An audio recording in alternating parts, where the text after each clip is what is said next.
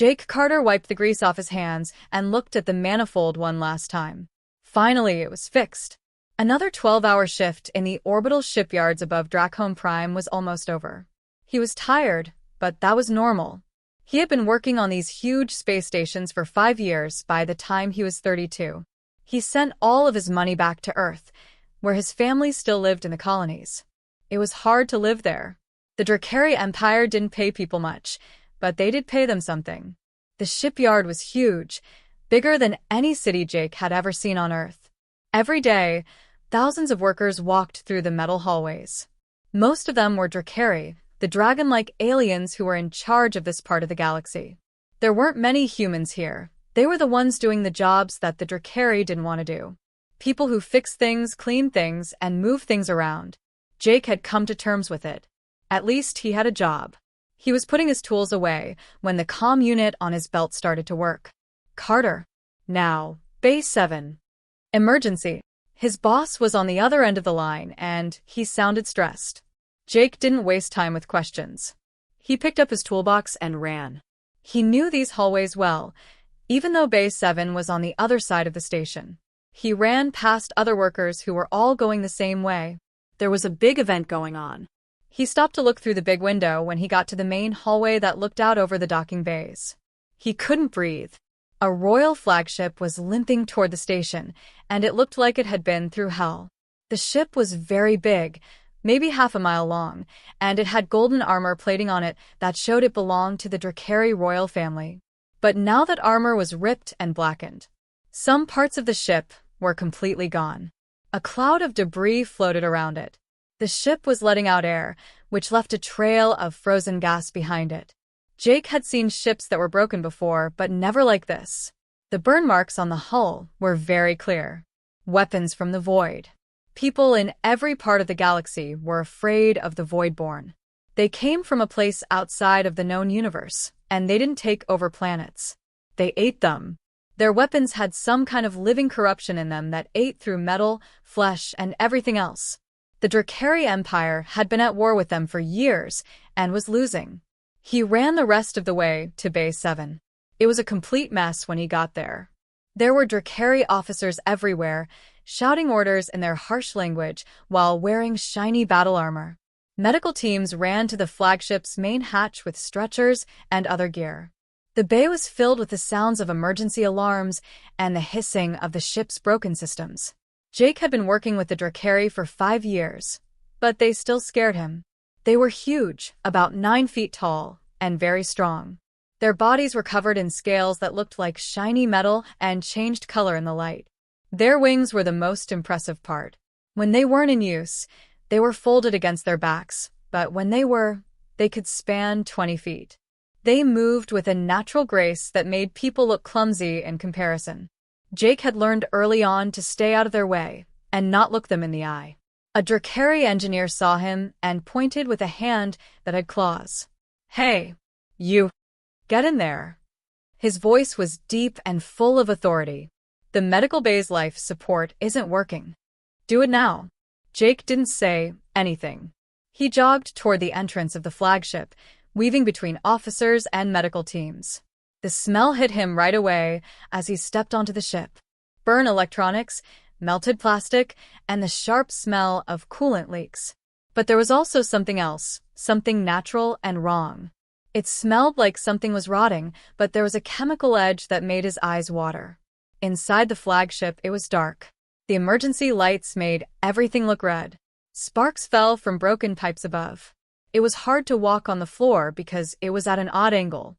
Jake followed the signs to the medical bay, holding his heavy toolbox in one hand. The doors to the medical bay were open. There were portable lights inside that made it bright. A dozen Drakari doctors stood around a table in the middle of the room. They moved quickly, and the light caught their scales as they worked. Jake heard beeping and humming from medical tools he didn't know. The doctors were talking quickly in their own language, and their voices were tight with stress. Jake walked along the wall, trying to stay out of the way while he looked for the controls for the life support system. He stopped moving when he saw who was on the table. It was the Queen Sylvia herself. Jake had only seen her once before, when she came to the shipyards for a public ceremony. She was young for a Drakari ruler, probably in her late 20s in human years. But that wasn't what made him stop. It was the corruption that was spreading all over her body. Her scales were usually shiny, silver, and very pretty. Black veins now ran across her skin like cracks in ice. A sickly purple light pulsed through the corruption, as if it were coming from inside. It completely covered her left arm and was moving up her neck toward her face. Jake had heard of bioweapons made by Voidborn. They said that once the corruption began, it couldn't be stopped. The victim would be eaten from the inside out, and then their body would become part of the Voidborn mass. One of the doctors looked at Jake. Man. The help for life. Do your job. Even though we didn't speak the same language, it was clear that he was desperate. Jake shook himself awake and got to work. The panel for life support was on the far wall and was partially melted. He put down his toolbox and took out his diagnostic scanner. The system was in bad shape. The temperature controls were failing, the air recycling system was down, and several power lines were fried. He would have to move power from backup systems and change at least 3 major parts. He worked quickly, and his hands moved without him having to think about it. This was his strong point. He couldn't help but hear the doctors while he was working. They were fighting. He didn't speak their language well, but he understood enough of what they were saying. They were running out of choices. The corruption was spreading too quickly. Nothing they did worked. The ship lurched while Jake was on his knees, reaching deep into the panel to replace a burnout relay. A change in gravity, most likely because the artificial gravity generators were broken. He was thrown forward and lost his balance. He reached out with his hand to catch himself and grabbed the edge of the medical table. His hand hit Queen Sylvia's bare shoulder right where the corruption had eaten through her scales. The effect was immediate and very clear. The black corruption pulled back where his skin touched hers. It pulled back like something alive running away from fire. The purple light got weaker, and then went away. The black veins pulled back a few inches, leaving behind healthy silver scales. Jake pulled his hand back in shock. The whole room was quiet for a moment. All the doctors had stopped what they were doing. Everyone was looking at him. Queen Sylvia's eyes opened next. They were bright and golden, and they were still alert after everything she had been through. She looked at Jake with such intensity that he forgot to breathe. The chief doctor, an older Drakari with dark blue scales, spoke up. Get him. His voice was full of anger and fear. Dark magic. The person killed the queen. 2 guards walked toward Jake with their guns in their hands. Jake raised his hands, his heart racing. I didn't do anything. I just... Hold on. There was a lot of noise, but Queen Sylvia's voice cut through it. It was quiet but powerful. Everyone stopped. She was still looking at Jake, her golden eyes studying him. He didn't hurt me. She stopped for a moment, and Jake could see that she was surprised. He helped me. The head doctor looked back and forth between the queen and Jake, clearly confused. That is not possible, Your Majesty. There is no known treatment. See. Queen Sylvia turned her shoulder to show where Jake had touched her. The corruption had gone away. The area was still damaged, but it wasn't getting worse. The purple light that pulsed was gone. Everyone in the room gasped and whispered. The doctors crowded around and used their tools to look at the queen's shoulder. The readings made it clear that something had changed. At least in that one place, the corruption had stopped getting worse. The head doctor looked at Jake with a mix of doubt and desperate hope. What did you do, person? Jake shook his head slowly. I don't know. I only touched her. I was falling, and he stopped when he realized how crazy it sounded. The head doctor said, Take him to the exam room. His voice was different now, more calculating. And let the High Council know right away. This changes everything. Jake looked back one last time as guards led him out of the medical bay. Queen Sylvia was still looking at him, but her golden eyes were hard to read. He didn't know what he had just done, but he had a feeling that his simple life as a mechanic was about to get a lot more complicated. Jake had lost track of time while he was taking the test. The walls were pure white, and the bright lights made them almost blinding. There were electrodes all over his arms, chest, and head, and machines that beeped and hummed all the time. There were groups of Drakari scientists standing around the room, talking in low voices and pointing at the readouts on their screens from time to time. None of them talked to him directly. They saw him as nothing more than a specimen to study and analyze. He had not touched Queen Sylvia in 3 days. 3 days of being poked, prodded, and looked at. They had taken samples of blood, tissue, and even bone marrow. Every day, the tests became more invasive. Jake tried to work with them and stay calm, but it was getting harder. The scientists didn't say anything to him. They kept doing more tests, and their faces got more excited or worried depending on what they found. He was very tired. They didn't let him sleep much.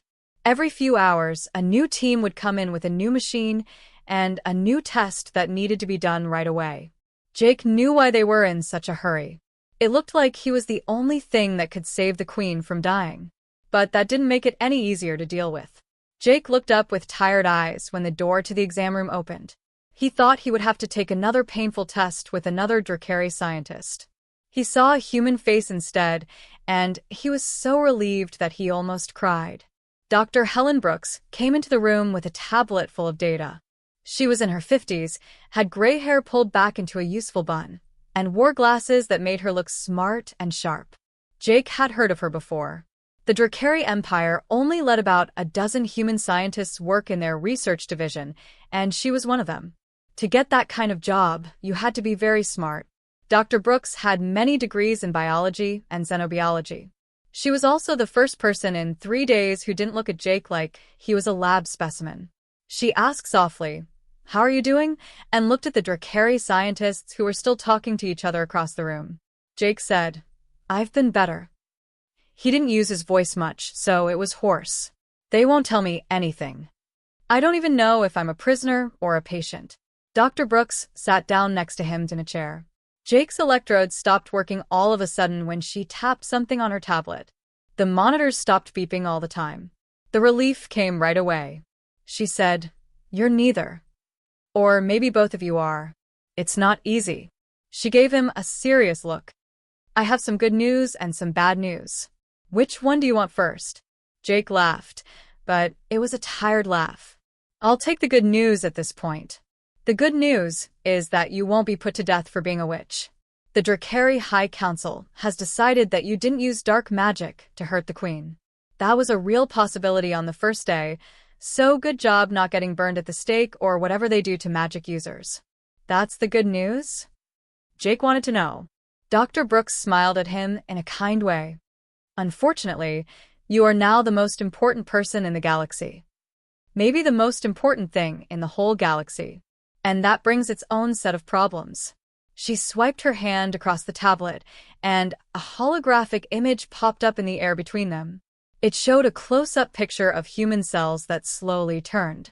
Different parts were shown in different colors. "Jake, this is your cell structure. How much do you know about how humans have changed over time?" Jake shrugged. "Simple things. We came from Earth and changed over millions of years. Okay. We call Earth a world with a lot of radiation. The sun sends out more radiation to Earth than it does to most other worlds that can support life. Our atmosphere keeps the worst of it out, but we still evolved in ways that would kill most alien species." She focused on one of the cells. "Because of this, humans developed special ways to heal themselves. Radiation damage is always being fixed by our cells. It's something we do without even thinking about it." "Okay," Jake said slowly. "But how does that have anything to do with the Queen?" Dr. Brooks brought up another picture. This one showed the black corruption that had been spreading through Queen Sylvia's body. "This is void-born corruption. It's a bioweapon, but it's also alive in some way.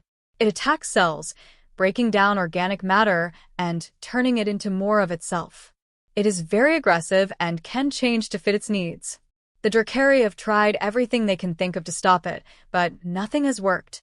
She put the two pictures on top of each other, so that Jake's cells were next to the void-born corruption. "Except you. When you touch the Queen, your bioelectric field stopped the spread of the corruption. Because our cells are constantly regenerating, we create a certain kind of bioelectric energy. That energy naturally fights against the void-born corruption. Jake, you didn't use magic to heal the Queen. You did it with biology. Just being a person. Jake looked at the holographic display, trying to figure out what she was saying. So, any person could do this? We could fix the void-born corruption? Yes, in theory.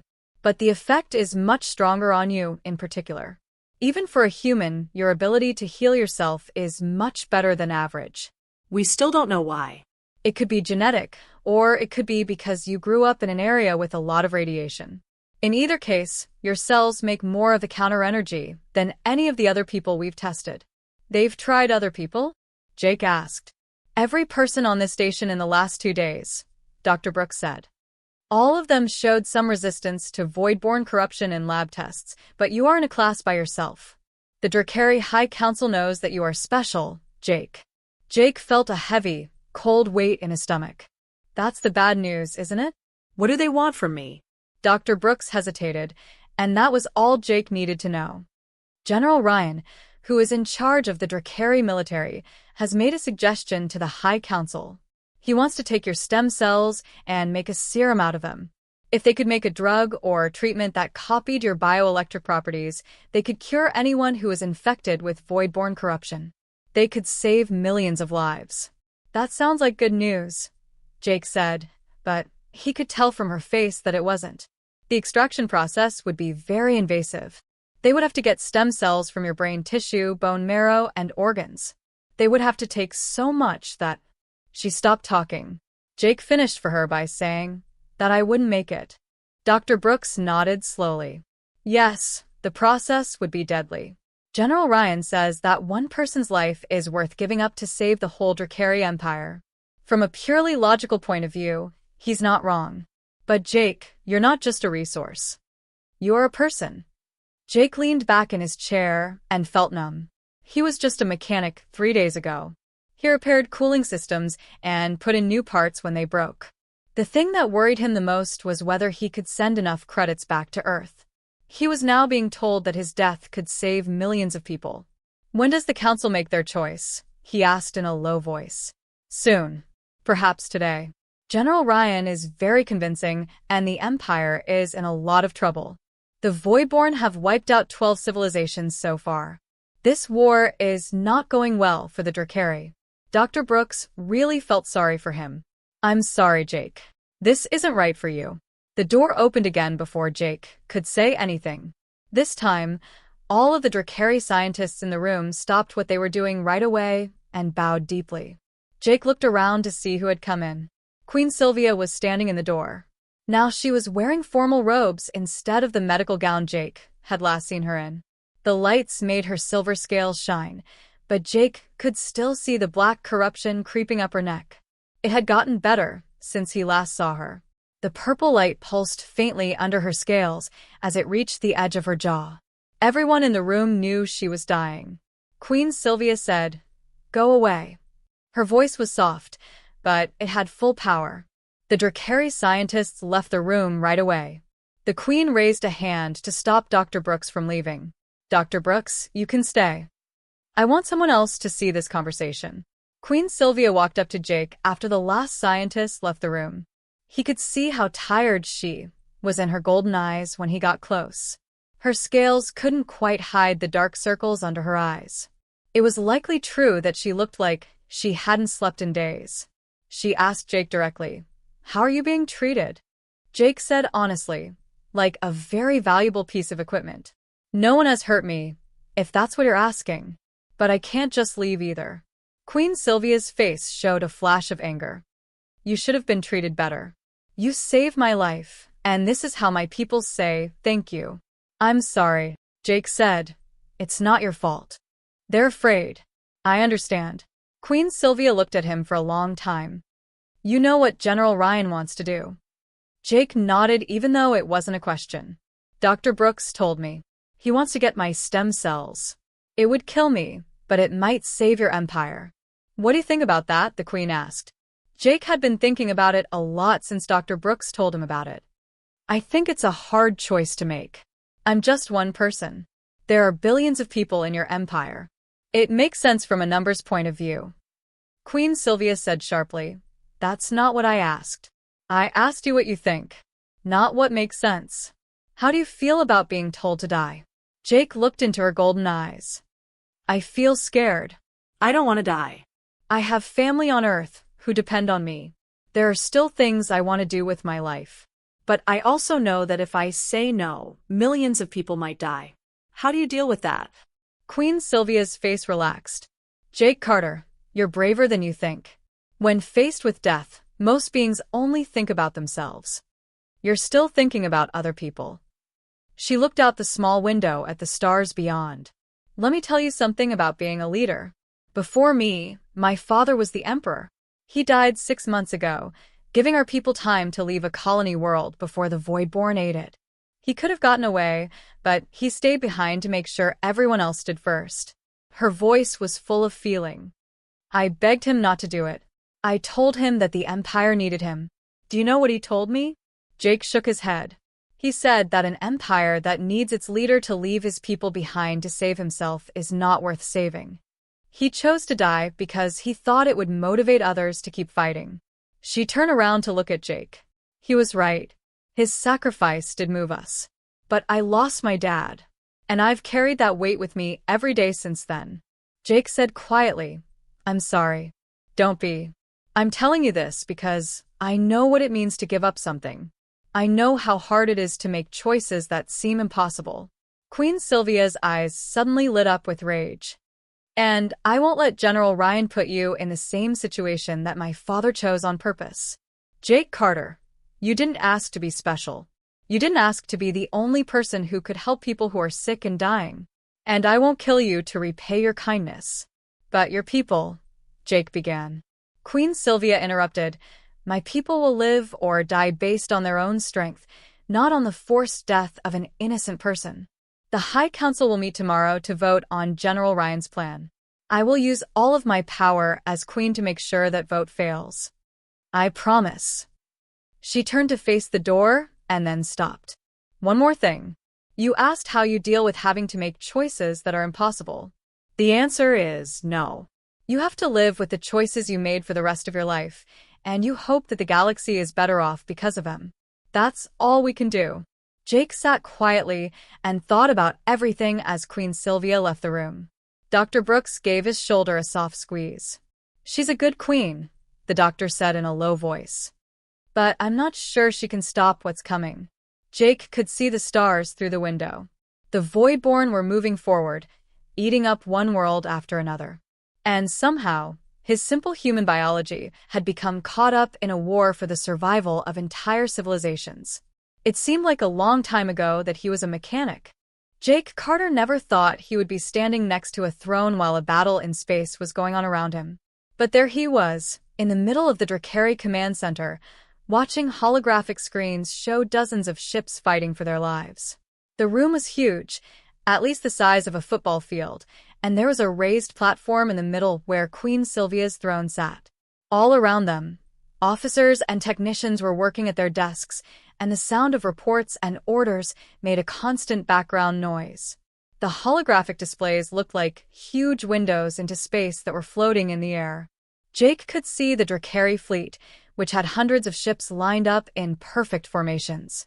Their hulls were covered in shiny gold armor, and their weapons shot out streams of energy that lit up the dark. But they were up against something that scared Jake to death. It didn't look right for the Voidborn ships. They weren't made like regular spaceships. They didn't look like metal and clean lines. They looked like huge creatures floating through space. That same sickly purple light that was spreading through Queen Sylvia's body pulsed through their hulls. Black tendrils came out of the ships and grabbed anything they came into contact with. The corruption spread across the hull of a Drakari ship like oil spreads across water when those tendrils touched it. The infected ship would go dark in a matter of minutes, and it would be turned into another Voidborn ship. Jake stood right next to the throne with his hand on Queen Sylvia's shoulder. It was the only way to stop the corruption in her body from spreading. He could still feel that strange cold pressure pushing against his palm. It was like trying to keep water from flowing with his bare hands. The corruption wanted to spread and take over her completely, but something in his touch stopped it. The queen sat up straight in her throne and stared at the tactical displays with her golden eyes. Even though she was very sick, her voice stayed strong and clear. Battle Group 3, fire all your weapons at their flagship. I want that horrible thing to be destroyed. Jake watched as a group of Drakari warships turned in perfect unison on the screens. Their weapons lit up with bright light, and then fired a devastating barrage at the biggest Voidborn ship. Jake thought they had won for a second when explosions shook the organic hull. But the damage healed very quickly. The ship's flesh just grew back, covering the wounds. Delta and Epsilon, break off from wing and protect the ships that are evacuating civilians. Queen Sylvia ordered. Get those people to safety.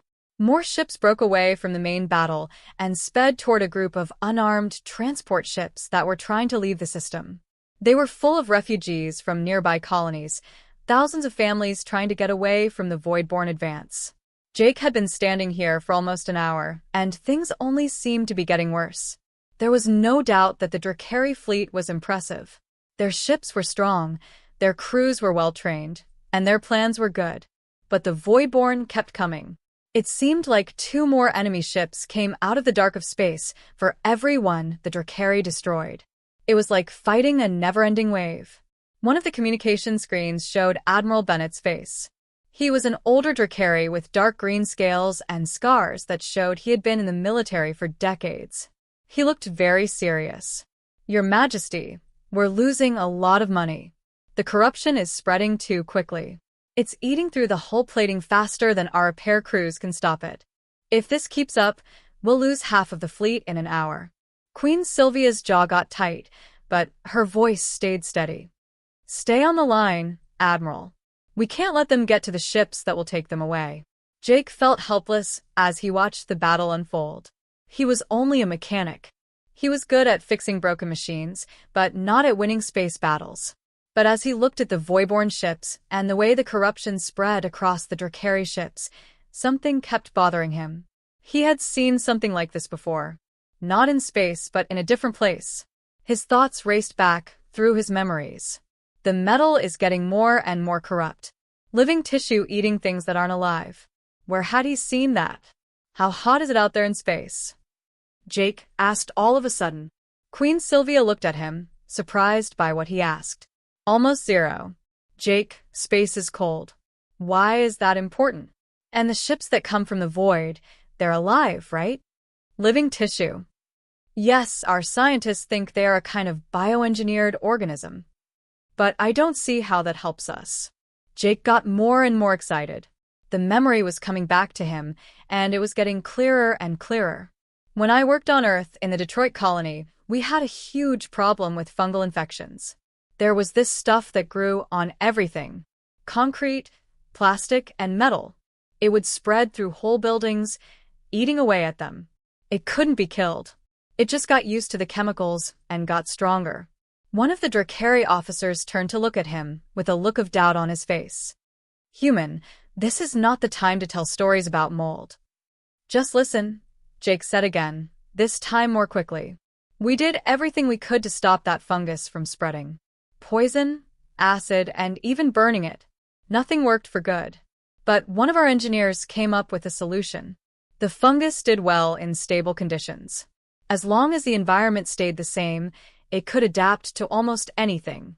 Queen Sylvia was now watching him very closely. Go ahead. So we began to use extreme temperature cycling.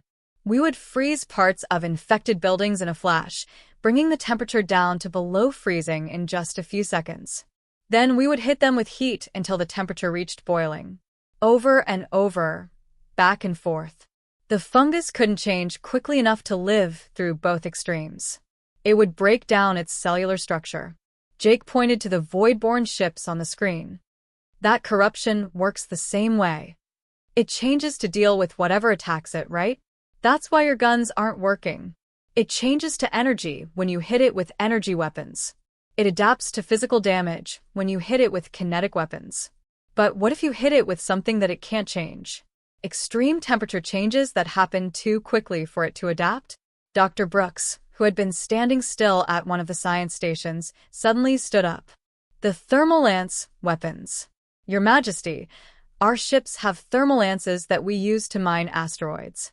They can make very hot temperatures to cut through rock. If we change them so that they switched between heating and cooling cycles, Queen Sylvia finished by saying, we might be able to stop the void-born corruption at the cellular level. She looked at one of her officers. How fast can we put this into action? The officer's hands, which were like claws, flew over his control panel. Your Majesty, we can reprogram the thermal lances in about 8 minutes. But this is a theory made by people. It might not work, though. It will work, Jake said, sounding more sure than he was. The idea is good. Living things can handle small changes, but big, sudden changes can break down cells. It's just biology. Queen Sylvia made her choice right away. Send the specifications to all ships right away. Add alternating temperature cycling to the thermal lances. First, we'll go after the flagship of the Voidborn. We use it on the rest of their fleet if it works. The next few minutes were full of tension. Jake saw that Drakari engineers on all of the ships were working hard to change their weapons. The battle went on, and every minute more Drakari ships fell to the corruption. Evacuation transports were moving away from the battle as fast as their engines could push them, but some of the Voidborn ships were breaking through the lines of defense and going after the civilians who couldn't fight back. The weapons officer said, "Modifications are complete. Your Majesty, all ships are ready to fire on your command." Queen Sylvia leaned forward in her chair. Jake could feel how tense her body was under his hand. All ships, aim your modified thermal weapons at the enemy flagship. Fire when you're ready. Jake saw dozens of Drakari warships turn their weapons toward the biggest Voidborn ship on the holographic display. Energy beams shot out, but they were different this time. The beams flickered and pulsed, changing from bright white-hot to cold blue. The effect was immediate and dramatic when they hit the Voidborn ship. The organic hull, which had been healing itself from damage in a matter of seconds, suddenly started to crack. The purple light flickered and got dimmer. The black flesh that had been alive started to freeze, then break, then burn, and then freeze again.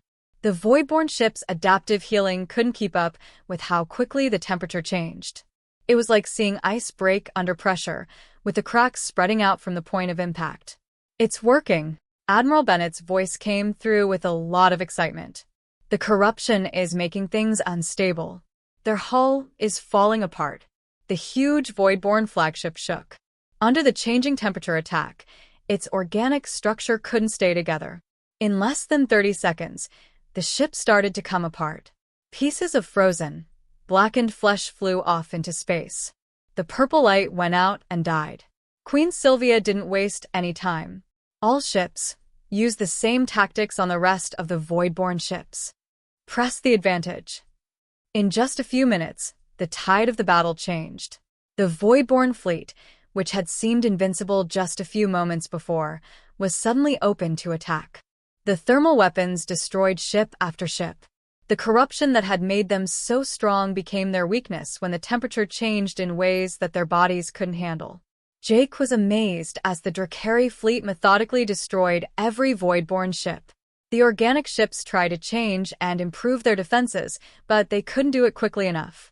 The last Voidborn ship was destroyed in less than an hour, and its wreckage is now floating in space as frozen debris. People in the command center cheered. Drakari officers who had been very strict during the battle hugged each other, showing how happy and relieved they were. They had won. They had really won, even though it seemed impossible. Queen Sylvia slumped back in her throne, and Jake could feel her body relax under his hand. There was something different in her golden eyes when she turned to look at him. "Honor. You saved us," she said softly, so only he could hear. A human mechanic just saved the whole Drakari fleet. "I just remembered something about mold," Jake said, suddenly feeling embarrassed by all the attention. "You all did the hard work." Queen Sylvia said firmly, "No. You saw what we couldn't see. You used what you learned on Earth and from your own life to save my people. That's not something to ignore." Dr. Brooks walked up to the throne with her scanner in hand. "Your Majesty, I need to check Jake's vital signs." The doctor ran her scanner over Jake and looked worried. "Jake, you're tired. The constant transfer of energy is having an effect. Your cells are dying faster than they can make new ones. How long can I keep doing this? Jake wanted to know. Dr. Brooks thought for a moment. At this speed? A few more days, maybe. At most a week. She looked at Sylvia, the queen. To fully heal her, a huge amount of energy would need to be moved. According to my math, Jake wouldn't make it. Suddenly, the happiness of winning felt empty. They had won the battle, but the fight against the corruption in Queen Sylvia's body was far from over. And Jake's life might be the cost of winning that war. Queen Sylvia walked back and forth in her private rooms like a caged animal. Her wings kept twitching with anger, going halfway open and then closing back against her body. Jake had never seen her so upset before. She was usually calm and in control, with every move being planned and royal. But not now. She looked like she was in trouble now. "This is crazy," she said, her voice sharp. "I will not allow it at all. Do you hear me, Jake? I won't let you go through with this procedure." Jake sat in a comfy chair by the window and watched her walk back and forth. He was doing his best not to show how bad he felt, but it was getting harder to hide. 3 days had gone by since they beat the Voidborn fleet in battle. He spent 3 days in constant healing sessions, keeping his hand on Queen Sylvia's shoulder to stop the corruption from spreading through her body. And each time he went, he got weaker. He was always tired now. A tiredness that went all the way to the bone, and sleep couldn't fix. He couldn't hold things because his hand shook. He had barely recognized himself when he looked in the mirror this morning. His skin was pale and drawn, and he had dark circles under his eyes. He looked like he had aged 10 years in less than a week. Jake said quietly but firmly, "You can't stop me from making my own choice. Sylvia, I'm not one of your subjects. I am a person from Earth, and I get to choose what happens to my body." Queen Sylvia turned to face him, her golden eyes blazing. "Your choice? You want to talk about making choices? My whole government is putting pressure on you. The council, the military, and the scientists are all telling you that you have to die to save the Empire. Jake, that's not a choice. That's forcing someone to do something." "Maybe," Jake said. "But I still have to make the choice." Sylvia's voice broke a little as she said, "You don't know what you're asking." She couldn't look him in the eye and turned away. Jake got up from the chair. He had to steady himself for a moment because it took more effort than it should have. But as soon as he got up, he walked over to where she was and looked her in the eye. "I get it completely. You told me about your dad, right? How he gave up his life to save the colonists. Did you try to stop him?" Queen Sylvia's face showed pain. It was clear that talking about her father bothered her. That was a whole different thing. "He was a leader making a choice that can't be made," Jake said. "He made the hard choice because he knew it would save thousands of lives. That's what I'm doing right now." "No," Sylvia said, shaking her head. "My dad was the emperor. He had to keep his people safe. You're just an Earth mechanic who was in the wrong place at the wrong time. You don't have to pay the Drakari Empire anything." Jake moved a little closer. "This isn't about duty or money. I want to tell you something about Kelly, my sister. She was 3 years younger than I was. The smartest person I ever met. She wanted to help people and become a doctor. I was only a teenager when she got sick. Every day I sat by her hospital bed and watched her get weaker and weaker.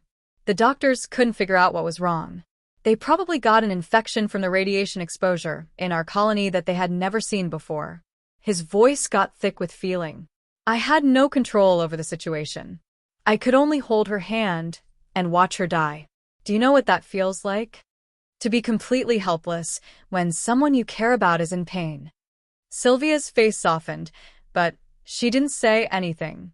"I became a mechanic after Kelly died because I could at least fix things. Things like machines, systems, and problems that had solutions. It made me feel less helpless." Jake looked her in the eyes again. "Now, for the first time in my life, I can really help someone. Not just one person, but maybe billions of people. I can keep other families from losing their loved ones the same way I lost Kelly. And you want me to leave that behind?" The wings of Queen Sylvia drooped. "Jake, you made me care about you. Do you get that? You've been teaching me about Earth for the past few weeks. About rain, which I've never felt because I live in a desert. About the oceans and forests and all the other great things humans have. You told me about music that people make and how it makes you feel. You showed me pictures of sunsets on Earth and told me why each one is different. She got closer to him and spoke in a voice that was almost a whisper. You've made me laugh when I thought I couldn't anymore.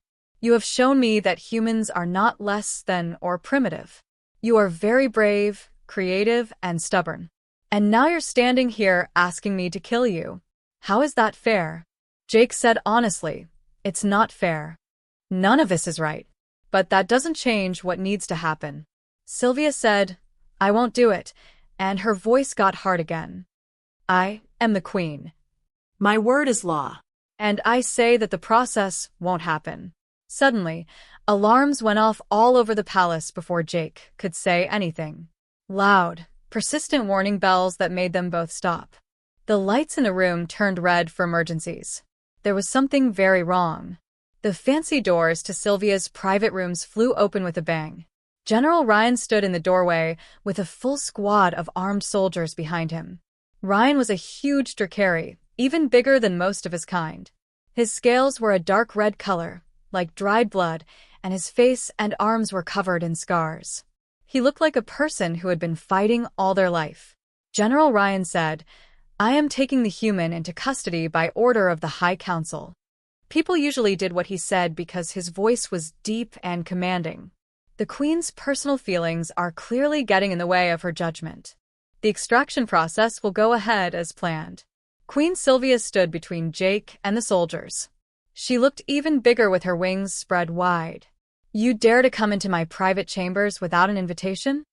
General, you dare give me orders? How dare I save our empire? Ryan said coldly. Your Majesty, with all due respect, you are young and inexperienced. You have only been queen for a little less than a year. You're letting your feelings for this person get in the way of your duty to your people. My job is to protect everyone who is under my rule, even humans, Sylvia shot back. Ryan said, one human life is worth billions of Drakari lives. The math is easy. The High Council agrees. We have already voted and said yes to the plan. 7 people voted yes and 2 people voted no. We have heard your objection and have overruled it. Jake's stomach dropped. He had known this would happen, but hearing it said so clearly made it real. The council had made a choice. They were going to take his stem cells and use them to make a cure, but the process would kill him. This is a coup, Sylvia said in a threatening voice. You're using the council to go against your queen's direct order. General Ryan said, we're saving the empire. Something you seem unable to do, because you have feelings for a human that aren't right. Your dad would be embarrassed. You shouldn't have said that. Queen Sylvia's eyes were full of rage. Jake thought for a second that she might really attack the general. But Ryan was ready. At least 20 more soldiers came into the room, all of them armed and armored. Please step aside, Your Majesty, Ryan said. We will take the human peacefully if we can. But we will still take him. Jake could see the trap now. This wasn't just about getting his cells out. This was about having power. General Ryan and his group on the council were taking advantage of this situation to weaken Queen Sylvia's power. How could she protect the empire if she couldn't even protect one person? They were getting ready to take charge, using Jake as an excuse. Ryan and his soldiers didn't know that Jake had friends on this station, though. People who had been working in the shadows for the past 3 days, ever since Dr. Brooks told them this might happen. Jake saw Sylvia and gave her the smallest nod. Then he yelled as loud as he could. Now.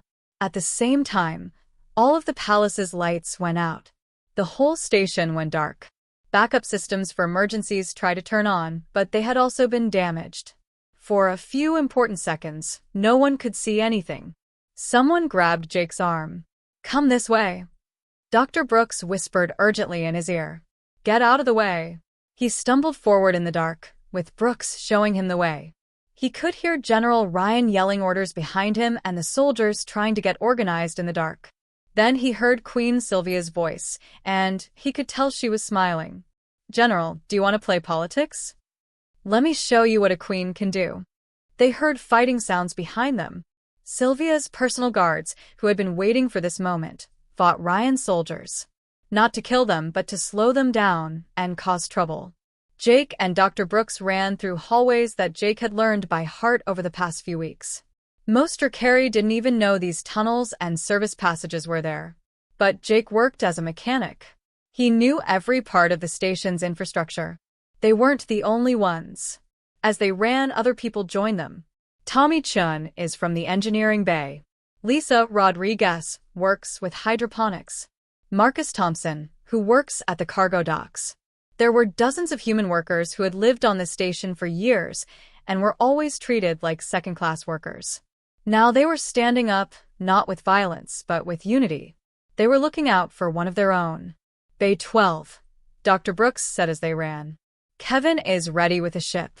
They broke through a maintenance hatch and into one of the smaller docking bays. There was a small courier ship there, and its engines were already warming up. Kevin Martinez, a human pilot who had been flying supply runs for years, waved to them from the cockpit. Get in. I have permission to leave for exactly 3 more minutes before they lock down all departures. Jake jumped on board, and then Dr. Brooks did too. He looked back and saw Queen Sylvia running toward the ship with her wings spread out to help her go faster. Behind her, her personal guards formed a line of defense to keep General Ryan's troops from getting to her. Sylvia jumped into the ship with an unnatural grace. Go. Now. Kevin didn't need to be told more than once. The ship took off while the bay doors were still closing. They shot through the gap, which was only 2 feet wide on each side.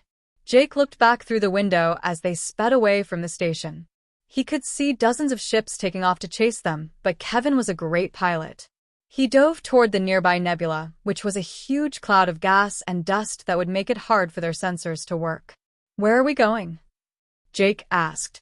Queen Sylvia answered, breathing heavily but with a fierce smile on her face. The Nebula of Lost Hope. There is an old human survey station there. 20 years ago, when people first started exploring this area, it was left behind. But it should still work. Jake realized, you planned this. Sylvia said, I'm not just a pretty face with royal blood. I'm a queen. And I make plans for every possible outcome. I knew exactly how General Ryan would act. We can now take our time to plan what comes next. But Jake could see that the corruption had spread even more while she was talking. It now covered half of her face and pulsed with that sickly purple light. She was running out of time. And in the nebula behind them, something else was moving. Jake saw something on the sensors before they went dark because of the noise. A huge shape that was much bigger than any ship he had ever seen. The Voidborn had found them. The abandoned survey station floated in the colorful clouds of the nebula like a forgotten memory. It was old, really old. The structure was a strange mix of early human construction and Drakari technology from when the two species had first made contact decades ago. Most of the station was dark and silent, systems powered down to conserve energy. But it was still functional, which was all that mattered. Jake worked quickly in the engineering section, his hands moving over controls he hadn't seen since his training days on Earth. These were old systems, the kind they didn't use anymore because newer technology had replaced them. But Jake had learned on equipment like this. Within an hour, he had life support running, providing breathable air and comfortable temperature throughout the inhabited sections of the station. Queen Sylvia rested in the medical bay, lying on an examination table that had probably been built before Jake was even born. The corruption had spread significantly during their escape. Now it covered more than half her body, creeping across her torso and down her arms. The purple glow pulsed beneath her silver scales like a sick heartbeat. She was clearly exhausted, her breathing shallow and labored. Dr. Brooks had managed to board Kevin's ship just before they launched from the station. She was one of the few people Jake trusted completely, and right now, she was the only medical expert they had. She moved around the medical bay with practiced efficiency, pulling out scanning equipment and medical supplies from storage lockers that hadn't been opened in years. Jake joined her after getting the basic systems operational. He stared at the ancient medical equipment, his mind racing through possibilities. There had to be something they were missing. Some solution that everyone else had overlooked. There has to be another way, Jake muttered, more to himself than to anyone else. He picked up a diagnostic scanner and started examining the neural interface equipment. We're missing something. I know we are. Dr. Brooks looked up from where she was taking readings of Queen Sylvia's vital signs. Her expression was sympathetic but firm. Jake, I've run every simulation I can think of. The math is clear. A complete energy transfer would cure her corruption entirely, but it would drain your bioelectric field to zero. You wouldn't survive it. A partial transfer just delays the inevitable. The corruption would eventually adapt and continue spreading. There's no middle ground here. Jake kept staring at the machinery. He had spent his entire adult life fixing things that other people said were broken beyond repair, finding solutions that engineers with fancier degrees said were impossible. This couldn't be any different. There had to be an answer. What if we're thinking about this wrong? He said slowly, an idea beginning to form. What if we don't transfer the energy at all? Helen frowned, setting down her scanner. What do you mean? The whole treatment is based on transferring your bioelectric field to counter the void-born corruption. Right, transfer. One direction. From me to her. Jake's excitement was building as the pieces clicked together in his mind. Every healing session, I'm pushing my bioelectric field into her body. It's a one-way flow. My energy goes to fight her corruption, and it drains me. But what if we shared it instead? Shared it how? Dr. Brooks asked, though Jake could see her brilliant mind was already starting to follow his logic. Jake moved to the computer terminal and pulled up anatomical diagrams of both human and Drakari nervous systems. Look at this. Every time I transfer energy to Sylvia, I'm essentially overriding her body's electrical signals with mine. My bioelectric field is stronger against the void-born corruption, so it works. But what if instead of a one-way transfer, we created a feedback loop? He gestured at the neural interface equipment sitting and used in the corner. What if we temporarily connected our nervous systems together? Not just touching, but actually linking our bioelectric fields. If we're both generating the counterfrequency together, the load gets distributed between us. Neither of us gets drained because we're sharing the energy production. Dr. Brooks was quiet for a long moment, studying the diagrams Jake had pulled up. Her eyes widened slightly. That's actually theoretically possible. The neural interface technology exists. We use it for Drakari medical procedures where multiple physicians need to coordinate complex surgeries. But Jake, this has never been attempted between different species. Human and Drakari nervous systems aren't compatible. The neural patterns are completely different. But they both use electrical impulses, Jake countered. The frequency might be different, but the underlying principle is the same. If we can synchronize the patterns. The synchronization process alone could kill you both, Dr. Brooks interrupted. Your brain could interpret the Drakari neural patterns as a massive seizure. Or her brain could reject the human patterns entirely. The risks are enormous. Or it could work, a voice said from the medical table. Both Jake and Dr. Brooks turned to see Queen Sylvia sitting up. She looked weak, the corruption clearly taking its toll, but her golden eyes were alert and focused. She had been listening to everything. I'm willing to try, Sylvia said, swinging her legs off the table. The alternative is certain death anyway. At least this option gives us a chance. Before anyone could respond, alarm klaxons started blaring throughout the station. Kevin's voice came over the intercom, tight with stress. We've got a big problem. Really big. You need to see this now. They rushed to the command center, a circular room with large viewports looking out into the nebula. What Jake saw through those windows made his blood run cold. Emerging from the colorful clouds of gas was a void-born mothership. But calling it a ship didn't do it justice. It was massive, easily 10 times larger than the biggest Drakari battleship. The thing looked like a nightmare made solid. Its organic hull pulsed with that familiar purple light, and black tendrils hundreds of meters long writhed around it like the tentacles of some deep-sea monster. Behind it, smaller void-born vessels emerged from the nebula like a swarm of insects. They tracked us somehow, Kevin said from the pilot's chair. He was young for a pilot, maybe 25, but he had steady hands and nerves of steel.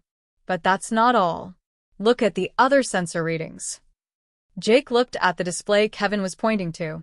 More ships were approaching from a different direction. Drakari vessels. Dozens of them. The transponder codes identified them as Imperium military ships. Looks like both the Loyalist forces and General Ryan's faction followed us here, Kevin said. We're about to be in the middle of a three-way battle, and we're in a station that hasn't had working weapons in 20 years. Dr. Brooks looked at Jake and Sylvia. If we're going to try the neural link procedure, it has to be now. Once that fighting starts, we won't have the concentration or stability needed. Jake looked at Queen Sylvia. The corruption was spreading visibly now, creeping up her neck toward her jaw. She met his eyes, and he saw no fear there. Only determination and trust. Let's do it, they said at the same time. Dr. Brooks worked with impressive speed, setting up the neural interface equipment in the medical bay. The devices looked like headsets with dozens of small electrodes that would attach to specific points on the skull. She adjusted them for both human and Drakari anatomy. This is going to hurt, Helen warned as she attached the electrodes to Jake's head. A lot. Your nervous systems weren't designed to connect like this. The integration process will feel like every nerve in your body is on fire. If either of you wants to back out, now is the time. Do it, Jake and Sylvia said together. Dr. Brooks took a deep breath and activated the neural interface. The pain was instant and overwhelming. Jake's entire body seized up as alien neural patterns flooded into his brain. It felt like lightning was coursing through every nerve, every synapse. He could feel Sylvia's mind crashing into his like a wave, foreign and strange and terrifying. Her thoughts, her memories, her emotions all mixed with his own in a chaotic storm. He screamed. Somewhere he heard Sylvia screaming too. The agony was beyond anything he had ever experienced. But then, gradually, the chaos started to find patterns. His human neural rhythm and her Drakari neural rhythm began to synchronize, finding common frequencies. The pain didn't stop, but it became manageable. And underneath the pain, Jake started to feel something else. He could sense Sylvia's fear for her people, her desperate need to protect them. He felt her guilt about her father's death, the weight of being queen at such a young age. He experienced her loneliness, the isolation of leadership. And he felt something else too, something warm and powerful directed at him specifically. Care. Deep, genuine care that went beyond gratitude or political alliance. And she could feel him too. His grief over his sister Kelly. His years of feeling helpless and inadequate. His stubborn determination to fix things no matter how impossible they seemed. His loyalty to the other humans who had helped him. And his own growing feelings for her, feelings he had been afraid to acknowledge. Their minds merged, creating something new. Something neither fully human nor fully Drakari. Their bioelectric fields synchronized and amplified each other. Jake could feel the void-born corruption in Sylvia's body, and together they pushed against it. Not just Jake's energy this time, but their combined power. The corruption fought back, but it couldn't withstand the coordinated assault. Slowly, steadily, the black veins began to retreat. The purple light dimmed and faded. Healthy silver scales emerged where corruption had been moments before. It's working. Dr. Brooks' voice sounded distant, like she was speaking from the end of a long tunnel. The feedback loop is stable. The corruption is reversing. But they weren't done yet. Through their linked consciousness, Jake and Sylvia both became aware of the battle starting outside the station. They could sense it through the station sensors, their merged mind able to process the tactical data in ways neither could alone. The void-born ships were advancing on the station. The Drakari forces had split into two groups, Loyalists led by Admiral Bennett trying to protect the station, and General Ryan's faction trying to capture it. It was chaos. Still connected through the neural link, Jake and Sylvia moved together to the command center. Their movements were perfectly synchronized, like two parts of the same being. They sat down at the main control console, their hands moving over the controls in perfect harmony. All ships, this is Queen Sylvia, she transmitted, but her voice had an odd quality to it.